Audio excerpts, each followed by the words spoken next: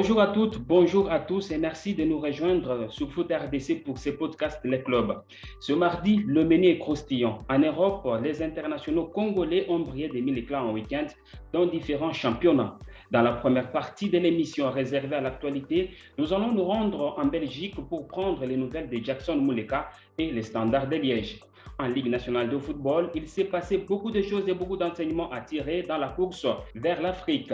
Pendant ce temps, la jeunesse sportive Groupe Bazano s'est enfin imposée cette saison en Ligue nationale de football. Et dans la deuxième partie de cette émission, nous allons nous faire la totale Ligue nationale de football. Nous allons aborder la forme olympique de Sa Majesté Sanga Balende et de l'AS Maniema Union. Ces deux clubs ont-ils les moyens de bouleverser la hiérarchie pour se présenter en Afrique la saison prochaine?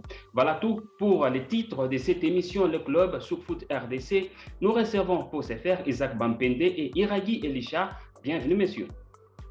Merci Momo, merci à tous nos aimables auditeurs qui ont déjà pris l'habitude de suivre ce podcast Foot RDC. Nous sommes heureux de les retrouver encore une fois pour parler actualité sportive. Hâte de discuter, de donner l'analyse, de diagnostiquer le football congolais, encore une fois, dans cet épisode 3.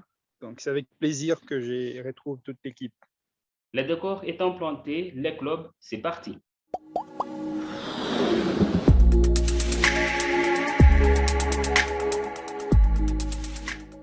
Nous sommes dans la première partie de cette émission Le Club sur Foot RDC. Vous en avez pris déjà l'habitude. Et nous allons commencer avec la partie actualité qui nous est concoctée par Iragi Elisha. Monsieur, qu'est-ce que vous nous avez concocté pour la journée d'aujourd'hui? Il y a beaucoup de choses à se dire, notamment en Ligue nationale de football, mais nous allons commencer par l'Europe. Et oui, en Europe, Marco, parce qu'il y a un garçon qui brille des mille feux. Il s'agit de Jackson Muleka, l'attaquant du Standard de Liège, encore frappé ces dimanches. Il a marqué son 4e but consécutif lors de la réception de Beerschot par le Standard. La victoire 3-0 du Standard envoie les clubs rouges en play-off 2 qualificatif pour la Ligue Europa. Muleka ne cesse d'impressionner depuis 8 matchs où il enchaîne de belles performances loin de ses blessures des débuts de saison. En France, c'est Gaël Kakuta qui a retrouvé le chemin de but. Le milieu offensif congolais a marqué le but lors du match 1-1 entre Lens et Brest et il permet à son club de garder le rythme pour la course à l'Europe. Un autre international congolais qui a été concerné par l'actualité, il s'agit du Galatasaray de Luyendama qui s'accroche au podium avec Luyendama titulaire au départ. Le club a notamment décroché une précieuse victoire face à Aktürkoğlu en Super League turque. Et donc, Luyendama qui reste en course pour jouer l'Europe. Dieu merci, Mbokani, lui, continue également de faire trembler les filets en Belgique. L'attaquant retrouve sa meilleure forme depuis son retour de blessure. Il a marqué le but égalisateur à la 90e minute du match pour Anvers lors de la réception de Genk. Les clubs s'étaient imposés par 3-2. Une autre actualité plus chaude encore, c'est notamment cette interview qu'a accordé le président de la Fédération congolaise de football, Constant Omari, lui qui va déposer le bilan en décembre prochain, a notamment affirmé qu'il était toujours en train de réceptionner les candidatures pour le prochain sélectionneur de l'équipe nationale de la RDC. Il faut noter que Constant Omari a notamment livré des révélations croustillantes à propos de sa candidature, des informations que nos auditeurs trouveront sur footrdc.com. Vous avez balayé l'actualité. Isaac, un petit mot sur Jackson Muleka, on le voit depuis son retour de la trêve internationale. Voilà, c'est un gars qui a le talent pour briller et il avait juste besoin d'un peu de temps, je pense, pour s'adapter au football européen, belge principalement. Son coach l'a dit, il fallait lui laisser un peu de temps pour s'adapter. Et là, on sent que Jackson Muleka est en train de s'adapter parce que ça lui fait déjà 4 buts sur ses 4 dernières prestations avec le Standard de Liège et 7 sur l'ensemble de la saison. Pour un attaquant qui a connu un début de saison difficile avec des blessures, je crois que c'est déjà assez satisfaisant. présent. J'ai toujours fait confiance à ce gars, à son talent. Et j'imagine qu'à ce rythme, il peut aller beaucoup plus loin que la Belgique parce que l'avenir semble tout tracé devant lui. L'avenir semble tout tracé devant Jackson Mouleka. Iragui, pour poursuivre avec vous cette première partie en actualité, vous nous amenez où? Alors, je vous ramène en Europe pour finir avec un petit mot sur Yannick Bolasie parce que l'attaquant de Middlesbrough a marqué son deuxième but de la saison avec le club rouge ce week-end devant Queen's Park Rangers. Malheureusement, le Borough ont perdu 1-2. Maintenant, retour au pays avec les résultats de la Ligue nationale de football, notre vieille bonne Vodacom Ligue 1, où les matchs se sont disputés ce week-end avec des résultats aussi étonnants que croustillants. Notez notamment la victoire de la Jeunesse Sportive Groupe Bazanon, 1-0 face à DSMP. C'est la première victoire de la saison pour les clubs de Lubumbashi après 24 matchs disputés. C'était tout simplement le pire bilan de la saison. D'un autre côté, l'autre géant de Kinshasa, l'ASV Club, s'est imposé largement 4-1 face à Rangers, grâce notamment à une performance absolument invraisemblable de l'Ilepo Maccabi qui a marqué un quadruplé face à Rangers. Et l'Ilepo Maccabi, d'après les statistiques de la Vodacom Ligue 1, entre dans l'histoire du championnat parce que c'est le premier joueur à réussir cette performance dans l'histoire récente du championnat. Pour les restes de résultats, notez notamment la belle victoire de Maniema Union, 2-0 face à Simba à domicile. Le match nul, triste dans le choc de ce week-end entre le Sa Majesté Sangabalende et DSMP, et les résultats surprenants de Blessing FC qui a tenu un échec le tout-puissant Mazembe au stade Dominique Diour, 0 but partout de Mazembe qui donc n'aura pris que 2 points sur 6 possibles face au Béni de Blessing cette saison. Et donc, conséquence au classement rapidement, Maniema Union tient désormais seule la tête du championnat avec 49 points après 21 matchs livrés, suivi du TP Mazembe qui compte 47 points avec le même nombre de matchs. L'ASV Club finit sur le podium avec 19 matchs, 45 points. En bas de tableau, la course au maintien reste rude. Dauphin Noir avec 20 matchs et 14e, 16 points. Lubumbashi Sport et Bazanon ferment la marche. Merci à vous, Iragi, de nous avoir concocté cette partie actualité. On passe à la deuxième à partir de cette émission, le grand angle.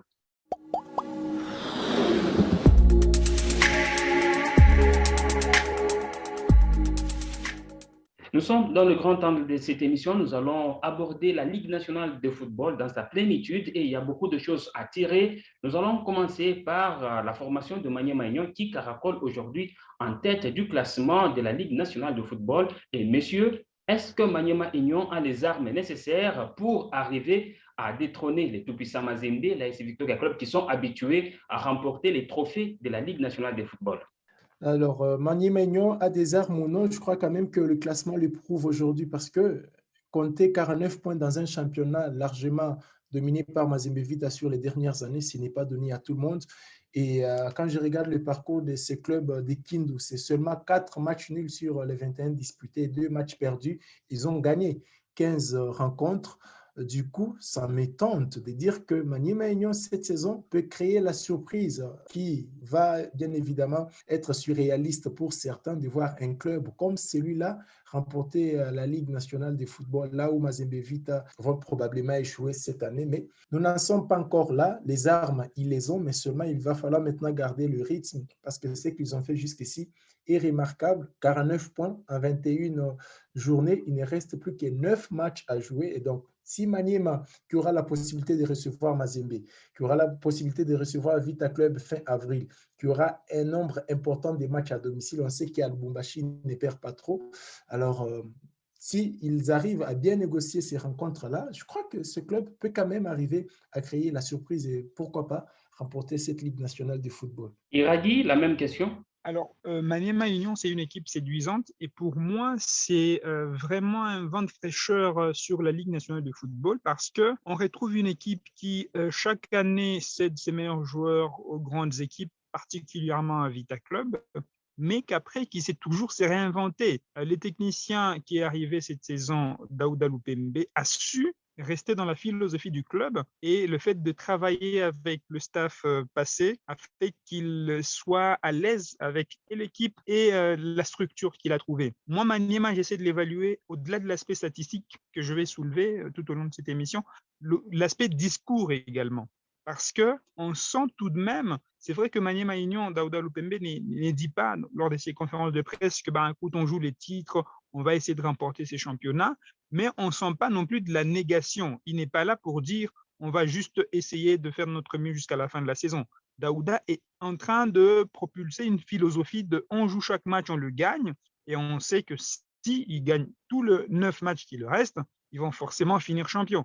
Et donc, moi, c'est les côtés discours qui me plaît, c'est qu'on a un coach qui a une philosophie, qui n'essaye pas d'être euphorique, mais en même temps qui mène vraiment son équipe vers un objectif qui n'est pas expressément exprimé, mais voilà, en tant qu'analyste, on peut clairement se dire que cette équipe-là n'a pas du tout envie de céder. Et puis, je reviendrai vers le chiffre tout à l'heure. Monsieur, puisque vous évoquez pratiquement les chiffres, mais avant d'en arriver là, j'aimerais vous poser une question. Qu'est-ce qui fait la force de cette équipe cette saison? Puisqu'on la sent vraiment qu'elle a tout le moyen pour titiller les grands. Oui, comme Iraghi l'a dit en survolant, je crois que la principale force aujourd'hui d'Emmanuel Maignan, c'est la rigueur qui est installée de ce côté-là dans la manière de gérer les clubs. Maniema, ce n'est pas un grand nom du tout dans le football congolais.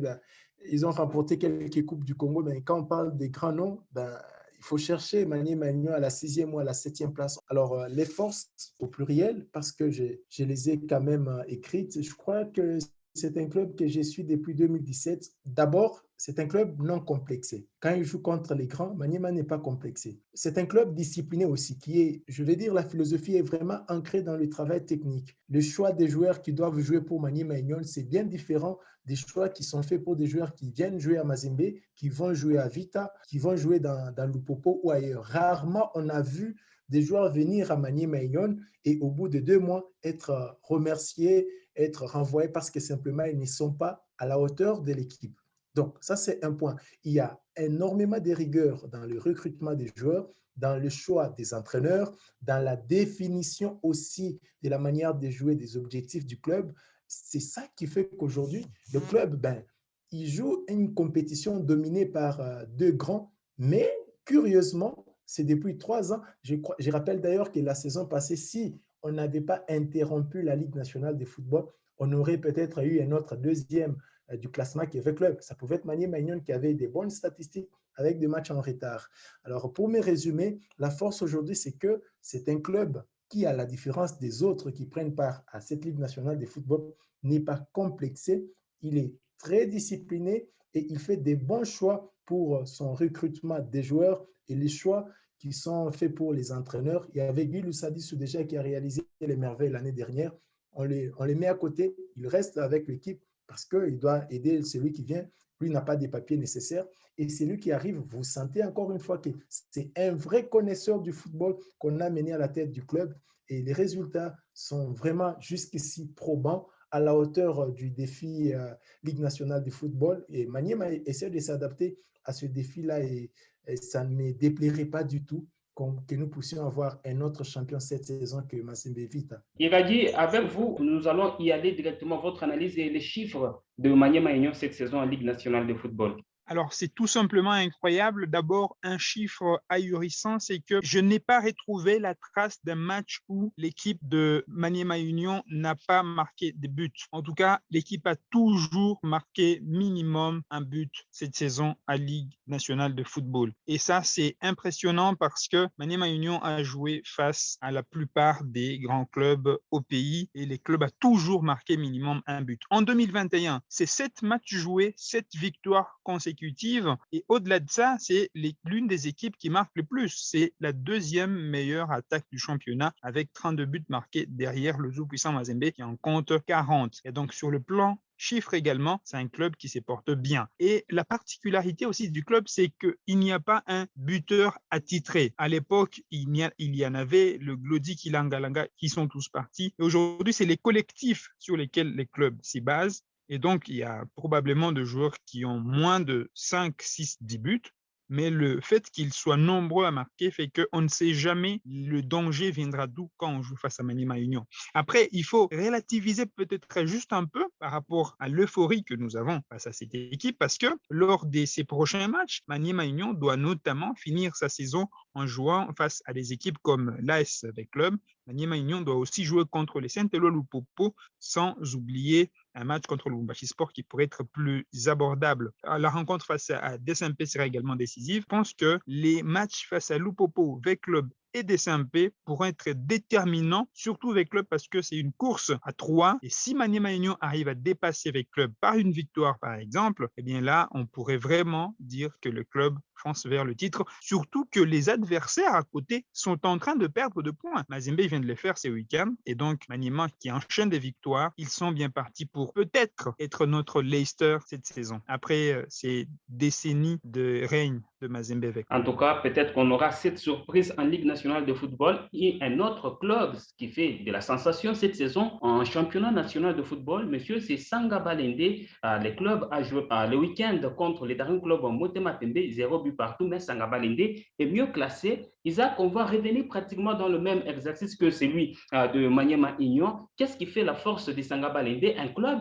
qui au départ jouait pour le maintien? Alors, je pense que la force de Sangaba Lende, la première, c'est d'abord le nom Sangaba Lende. Et je crois que parfois, on a mené des joueurs qui étaient incapables de porter l'identité Sangaba Lende. C'est vrai qu'ils n'ont pas de titres ils n'ont pas un palmarès assez impressionnant ici au pays, mais le nom Sangaba Lende, c'est déjà une force. Donc, maillot là, on vous dit, ben voilà, vous jouez pour l'un des plus grands. C'est un club qui a fait la Coupe d'Afrique, qui a fait la Ligue des Champions, qui par le passé avait eu la chance aussi de jouer du Congo, tout ça. Et ça, une sorte de responsabilité pour des joueurs qu'on recrute, pour des coachs qui viennent entraîner le club. Après, on avait juste besoin de quelqu'un qui garde encore cette soif de servir sportivement le club sans avoir des ambitions politiques à côté. Et bien, Sangaba Lende a eu un dirigeant qui, à mon avis, est plus sportif que celui qui était là. Je parle d'Alphonse Ngouika Sanji. Et on a réussi à mener celui qui avait déjà réussi l'exploit de 2014-2015. Je parle d'Andy Magloire Foutila, qui avait réalisé des merveilles avec l'équipe de Sangaba Lende. On a fait ce mélange-là entre un bon coach, un coach qui connaît le football congolais, un dirigeant sportif qui ne lésine pas à mettre des moyens, parce qu'aujourd'hui, on sent dans Mazembe, parfois ça flotte en termes de paiement. Lupopo, ça flotte. On vous parle des arriérés, de tout ça, mais c'est des choses qu'on entend très rarement cette saison au sein de la formation de Sangaba Lende. Ça me laisse dire que les finances sont bien stables de ce côté-là, même si je n'ai pas toutes les preuves pour tenir ces affirmations, mais on n'a pas quand même, on est journaliste, on n'a pas quand même entendu les gens se plaindre de ce côté-là des arriérés. Alors, je parlais d'un entraîneur qui connaît le football congolais qui est arrivé, un président sportif qui est arrivé, un passionné du club, et puis on a fait revenir des joueurs qui connaissaient le club avant. Je parle de Badibake, je parle d'Augustin Kalambay, je parle de Oloko, le défenseur là qui joue dans le couloir, le nom m'échappe. On a quand même assez fait revenir des joueurs qui connaissaient bien Sangaba Lende, qui ont fait partie de la belle épopée de Sangaba Lende en 2015. Et aujourd'hui, il y a non seulement l'envie de gagner, mais on s'appuie aussi sur l'expérience de ces joueurs-là. Et du coup, Sangaba Lende, ça joue sans complexe, ça joue comme si c'était exactement un club engagé pour les titres, même si dans les ambitions, on a préféré être modeste, être bien mesuré. C'est-à-dire, on joue le maintien parce que le club a frôlé la relégation la saison dernière. Et quand on joue le maintien, on se retrouve régulièrement dans les top 5. On ne peut que nourrir secrètement de ce rêve africain. Je crois que c'est très possible cette saison que que Sangaba Lende puisse rêver secrètement ou même publiquement d'aller en Afrique. Après, il va falloir aller chercher Mazembe Vita et Maniema Union. Justement, il faudra aller chercher Mazembe Vita et Maniema Union. C'est d'ailleurs le calendrier de Sangaba Lende qui devra affronter Mazembe en double confrontation, puisqu'il y a le match de la phase aller qui devra se jouer en retard et le match de la phase retour. C'est déjà pour cette semaine en Ligue nationale de football. Iradi, les forces de cette équipe de Sangaba Lende cette saison, qui est dans le top 5. Mais je pense personnellement que l'arrivée d'Ali Faki a été très déterminante dans, en tout cas, le reset. Parce que j'ai l'impression que Sangaba Lende, l'équipe qu'on voit cette saison et l'équipe de la saison passée, c'est vraiment deux clubs différents dans la mentalité, dans la structure, dans le rendu sur le terrain, on sent que tout autour du club est vraiment sur la bonne forme et que la bonne recette a été trouvée notamment avec Andy Magloire qui n'est plus à présenter. Après, ce que moi je pense, contrairement à Mané Maignan où j'ai parlé de discours, c'est ce que je reproche un peu. Je reproche ça au club, c'est qu'il y a toujours ces discours sur on joue le maintien et puis quand on regarde aujourd'hui le classement, eh ben, le maintien, Changa Balende à 42 points, donc ils l'ont déjà obtenu. C'est qu'il faut assumer sa place maintenant et c'est dire, bah, écoutez, on va essayer peut-être, pourquoi pas, d'aller titiller un peu plus haut. Parce que le maintien, les discours du maintien aujourd'hui, il ne tient plus. Les clubs s'y restructurent. En arrivant, Ali Faki a notamment déclaré qu'il voulait d'abord installer le club dans une stabilité et qu'ensuite il penserait d'ici 3 ans à remporter des coupes. C'est possible. Mais ben voilà, si ça se passe bien déjà dès la première saison, je ne vois pas pourquoi les clubs devraient mettre le frein. Parce que justement, l'influence de ces discours, moi, je vois ça sur les résultats. Quand on regarde les résultats du club avant 2021, donc avant carrément la phase retour et la phase aller, il y a une nette différence. Par exemple, lors de ces 5 derniers matchs, Sangabalde n'en a gagné que 2, a fait 2 matchs nuls et a perdu un match face à Rangers, tout de même. Et quand on regarde sa ligne entre 2020, donc depuis octobre jusqu'à décembre, les clubs n'a perdu aucun match en championnat. Mais là, en espace de 4 mois, Sangabalende a perdu 3, pardon, et a fait 2 matchs nuls. Et donc moi, je pense que l'influence du discours, tout de même, fait que le club s'est limite en quelque sorte. Et voilà, il faudrait lâcher un peu le chevaux et assumer. Et cette assurance pourrait venir notamment de cet affrontement avec Mazembe, qui pourrait être déterminante parce que c'est une rencontre entre 2 équipes qui vont forcément finir sur le podium. Donc moi, j'ai hâte de voir ça, de voir ce que ça va donner, mais c'est sûr que la zone Sanga, pour moi, elle est déjà réussie à ce niveau. Ok, monsieur, je vais poser une question rapidement, en une minute. Je commence par Isaac Bampende. Vous pensez que le titre pardon, en championnat va se jouer lors de la double confrontation Maniema Union Vita Club et Sangabalende TP Mazembe? Bon, pas forcément, hein. La saison ne peut pas se jouer sur ces 2 matchs-là, mais ils vont être, encore une fois, si je dois emprunter l'adjectif des Ragui, ils vont être déterminants. Ben, j'ai presque envie de dire que c'est des matchs qui peuvent finir sur des nuls. Et puis, le titre, lui, se joue dans les duels à distance. C'est-à-dire quand Vita va jouer le Popo, par exemple, quand Vita va jouer le Daring, quand Vita va jouer Renaissance, quand Vita viendra ici jouer la formation des Bumbashi Sport et les autres, je crois que c'est là que le titre peut se jouer.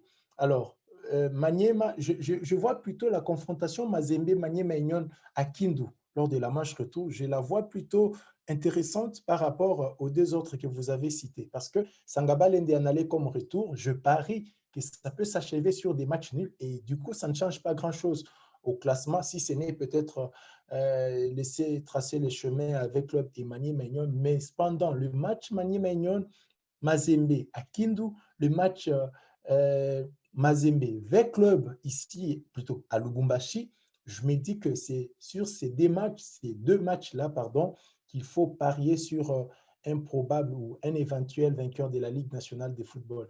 En bref, je veux dire, si Maniema-Union négocie bien la réception de V-Club ce 21 avril et puis la réception de Mazembe pour une date qui reste à programmer, je crois que ce club-là peut foncer tranquillement vers les titres parce que ce n'est pas garanti que Mazembe battra Sangabalende, que Mazembe battra V-Club.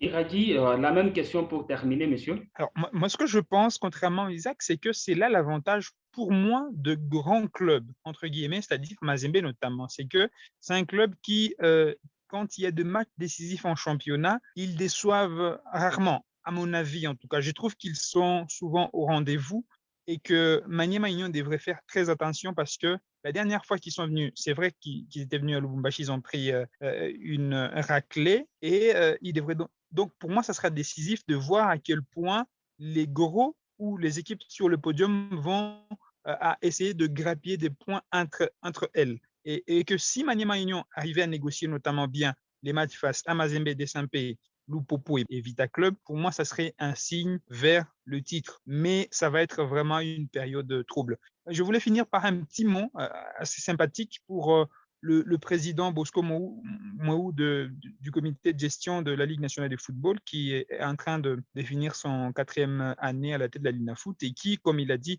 il a atteint un certain nombre d'objectifs lors de ses mandats, notamment le fait qu'aujourd'hui, on a les conférences de presse d'après-match, on a tout ce qu'il y a en termes d'organisation. Voilà, je voulais vraiment féliciter le président Bosco Mouaou et j'espère de tout cœur que on va rester dans cette stabilité pour que le football puisse s'améliorer et qu'on puisse avoir des horizons encore plus clairs en termes d'évolution du football national. Alors, monsieur, pour terminer avec vous, Isaac, quel est votre dernier mot?